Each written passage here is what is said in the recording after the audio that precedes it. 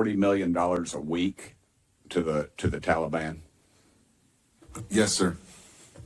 Can you name other instances of foreign aid going to terrorist organizations?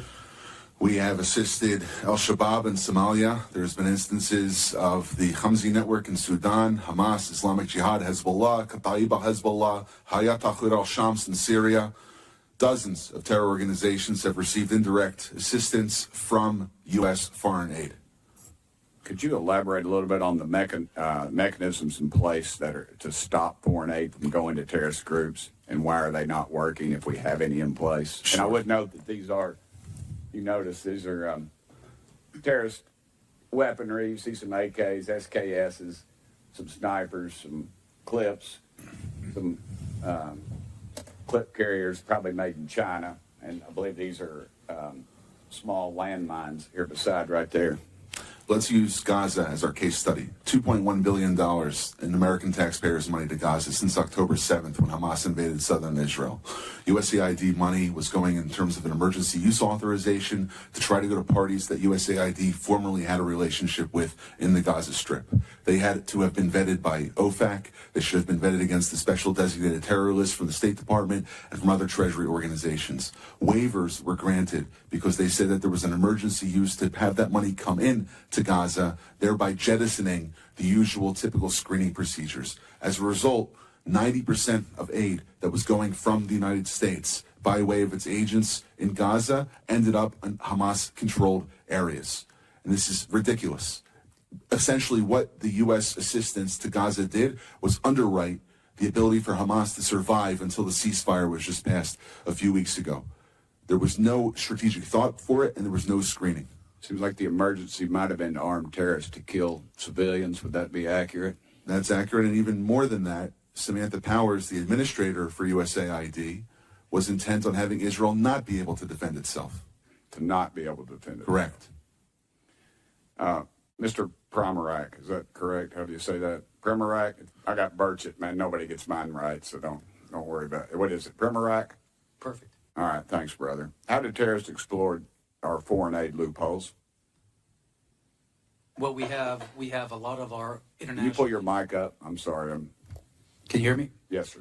You have international NGOs and UN agencies actively lobby here in Washington, D.C. against vetting policies that would prevent it. I was the senior vetting officer at USAID, and what we did... Did you say United Nations is doing this? The UN? Sure, everybody who's getting money lobbies here. That they're lobbying against us. I'm sorry, Mr. Roman, There's actually someone who used to work for one of those lobbies, the largest NGO lobby, Interaction. One of our co-witnesses here worked for them from 2018 to 2023. USAID effectively self-funds its own external private lobby that then goes back to Congress and asks for more money for USAID. So the taxpayers fund this lobbyist who's working against American interests. Correct. Possibly killing our allies and possibly Americans. They bring together groups in Washington that overseas work with groups that kill Americans. Yeah, I don't need a flow chart to show that. I appreciate it. Do you think USAID programs have been aligned with the national security interests of the U.S.? No, they have not. They have actually helped China. Mr. Roman? No. Okay. How do these programs compromise our national security, Mr. Pramarak? They actually push China. They actually push much of the world towards China on the green energy agenda.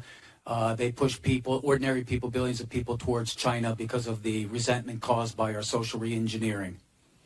Are we being lobbied by these pro-communist China groups currently? But a lot of these countries don't even have to lobby because they get the money anyway, like South Africa.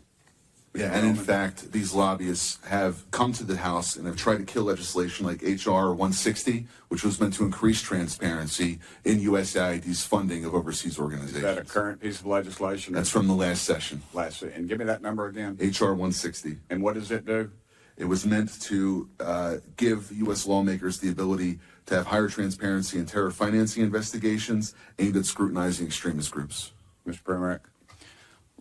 We had a regulation before we left in the last administration that anybody who touches money in countries where there's terrorists, those names have to go through databases, terrorist databases. That was overturned by Biden.